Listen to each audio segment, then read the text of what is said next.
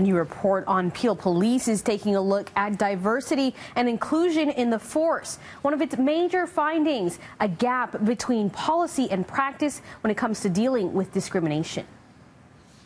There is the belief about the organization. Certainly the policies and procedures point to a very inclusive organization.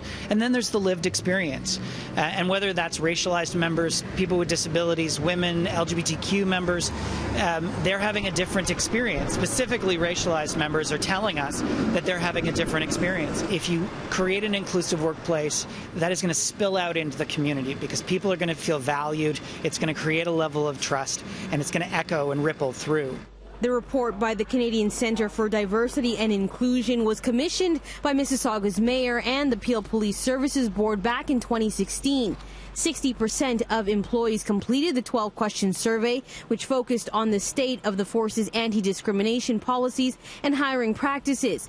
One of the things that came out in the study was that there wasn't a believed mechanism, that people that were experiencing harassment and discrimination didn't feel like they had a means to address these situations. So it's making sure that you have a very clear channel and that people are being held accountable. One of the findings, PRP's leaders and board members don't appear to have a common understanding of systemic oppressions such as racism, sexism, and homophobia.